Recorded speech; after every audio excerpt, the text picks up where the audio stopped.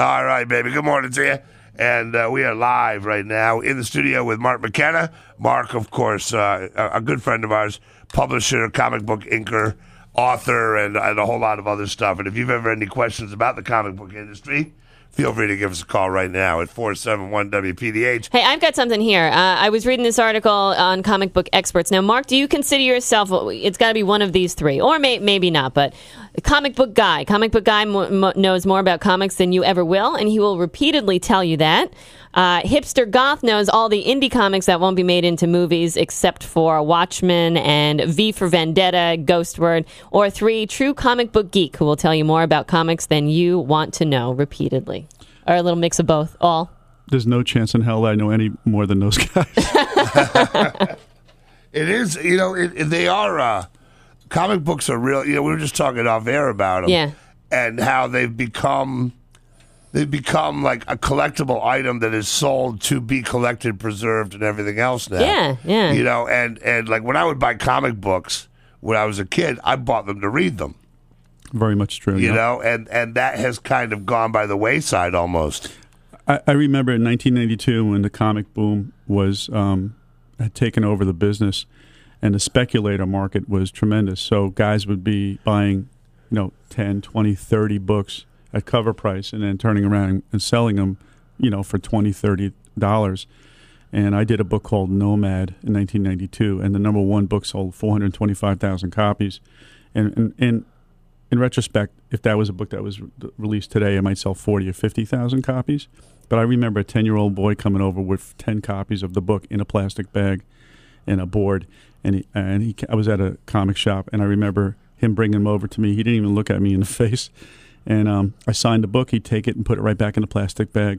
Oh, wow. Yeah, I have a real problem with that. Sure. We were talking about this earlier. It's like, when you go and you watch kids who buy baseball cards, and they open their baseball cards and they go through them the same way that their dad scratches off his lottery tickets. Like when I used to get my baseball cards, it would be, I like that guy. Those are my players. Here's a guy I can't stand. I'll put him in my spokes. Right. The whole thing, right? You'd flip them. Exactly. And now these kids buy them and they know the blue book value on every card and everything like that. Plus, it's such an artificial market. True. And not just baseball cards, but comics and stuff like that. You really have to have a devotion to them. And if you look, the people who really do care about them are the ones who actually spend the money and have the great collections and stuff. Right. The speculators almost always seem to get burned. The speculators, yeah. I was actually, after the boom in 92, I remember some speculator come over to me and say to me, I have 10,000 comics in my warehouse. You want them for 50 cents each? I'm like, no. But there was 3 million. Like X-Men came out. They had relaunched an X-Men series, and the book sold 3 million copies. And here's the thing with that: if there's 3 million of them, it's not really worth anything. Yeah. If it was 10,000 of them, and there was back then, the demographic said there was 500,000 readers in the country. See, yeah, the number ones, like the number one Superman or the number one Spider-Man, and put things like that, which or whatever they may be, they're valuable because they're rare. Yes. Well, Superman 1 was 1938, Spider-Man, 62. But it was done at a time when people weren't with an eye to the future of saving things and stuff like that. So there was going to be a natural scarcity. Right. Now, when you have people buying these things and saving them, it's like Billy Beer. Before Billy Beer came out, beer can collecting was big, and you could find these beer cans, they'd be huge. Well, when Billy Beer came out, everybody thought, oh, that's going to be the next big one. That's going to be the one you're going to want to have 20 years from now. You go to a beer can show to this day, and a lot of times when you walk in, they'll give you a can of Billy Beer as like a joke gift. So it's not worth anything? It's not worth anything. Yeah. No, it's actually worth less. I think it's actually worth less than the six-pack cost. No. Which, if you've had the beer, you'd understand why. 9:37, Mark McKenna, our guest in the studio. If you have a question for him, hi, PDH, who's this? This is Donald North. All right, Donald. Don, you're on the air. What you got? Yes. I got a bunch of comic books, like the old Archie, Josie and the Pussycats, some Marvel comic books, DC Comics. I'm wondering if he would know any places that's looking to purchase some of these. What you need to do with those, is this Donald? Yeah. Mm-hmm. Hey, Donald. What you need to do with those is you need to try to find a comic book shop that's near you and bring them into them and let them tell you what the worth is. Here's the thing with that: if you look up comic book pricing in a guide, and it says, say, Josie and the Pussycats #1 is worth. And I'll tell you, Josie and the Pussycats. Yeah, I got quite a few of them. You must be very Richie proud. Rich comic books.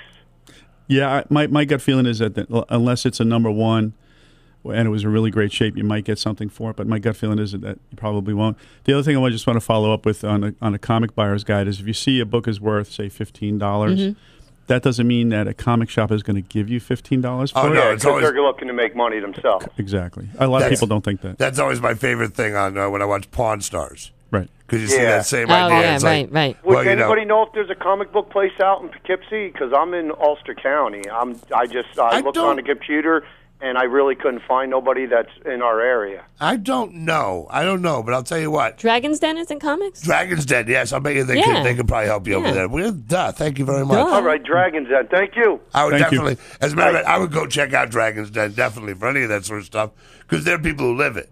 Yeah, yeah. It's funny because they're, I think the last time I walked in there. They're here in Poughkeepsie, they're just, yeah. they're just Oh, down okay. the, I think I've heard of them, actually. they're in the Post Road Plaza, right there. Yeah, they've been around for like, I think 18, 20 years in that area. Yeah. And they are, I'll tell you, it's funny because Tom and I went in there a couple weeks ago and we had to get him a charger for Your one young of his, boy. Yes, my son, my 8-year-old. We walked in there. And they were in full geek mode there, man. They were arguing over like which comic book character could defeat another comic book character. And there were like 4 people gathered in this argument. It was going on across the store. And I just walked in and they looked at me and you could see all of a sudden they're like, oh no, this is going to be on the radio. Wait until you go to comic. We're gonna Yeah. get out of this true dyed in the wool geeks. But you know what? I'm sitting there and I go and I bust their chops a little bit. And I said to him, you know what? You walk the walk. Yeah. You know, they're not posers. No. When you go over there, those guys, when they talk about World of Warcraft, it's because they're sitting there playing it. When they talk about Dungeons and Dragons, they've got the stuff. It may not be your thing, but if it is your thing, these guys know what the hell they're talking about. Right. I got a lot of respect for that. But they were in full geek mode, man. Full geek battle mode. It was pretty funny. Hi, PDH, who's this? Hey, how you doing? This is Scott. Hey, Scott. Scott. John, what's up? How you doing? I had a question for Mark, but it's not really about comic books specifically. It's more opportunities in the comic book world, because I got a 21-year-old son who is very artistic but not too studious. So I was wondering what kind of opportunities there were out there and how you would get involved in something. Well, I kind of find it funny, Scott, that he's artistic but not too studious. Seems like a lot of us are that. Yeah, right? I was going to say, I think it's the very nature of the artistic personality is to be, because a true artist gets immersed and pulled into that one thing, Right. to almost the exclusion of other stuff. Yeah. Right. You're I graduated School of Visual Arts many moons ago, and getting 85s and 95s really didn't help you get a job. You really needed to pull and push at the teachers. And a lot of times you want a teacher that's done it professionally, not just a classroom teacher. Because I've talked to people at colleges that teach comic art, and they're fans of mine. They're not pros, but there are some schools that excel in that. There's one in Dover, New Jersey, called the Joe Kubert School of Art, Comic Art. And School of Visual Arts, my alma mater, has a couple of amazing teachers. Now, where's that? 23rd and 3rd, New York City. All right. Walt Simonson, who was actually in the Thor movie and created part of the...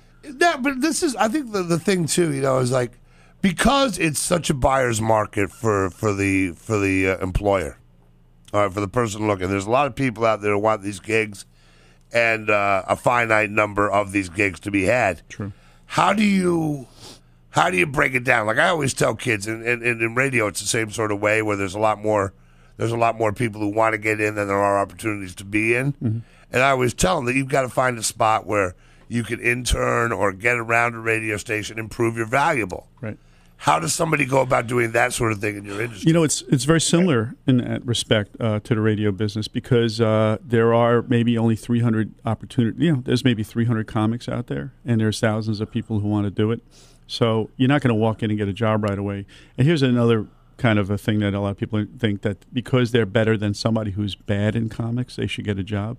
Chances are the person who's bad maybe knew somebody, or he got his first job. They always say it's not the first job in getting in comics; it's the second job. Yeah, because you laid it out there on the first job. Now, if you can get the second job, then you're a pro. You're good to go. You know what I'm saying? It's always like with a stand-up comic. You know, if you can get the first booking, big deal. Yeah. When you get booked back, that means you're something. Right. You know, I think that works. All right, hey brother, thanks for calling. We appreciate it. Hey, thank you. All right, Mark McKenna, You our guest in the studio. We'll get some more phone calls in a couple seconds. If you're on hold, hang on. If you want to call 471-WPDH, we're going to be back in just a couple. We're heading up today into the upper 50s. Yeah, about 58 for a high today. We'll have a mix of sun and clouds, possibly some showers this afternoon, about 48 right now.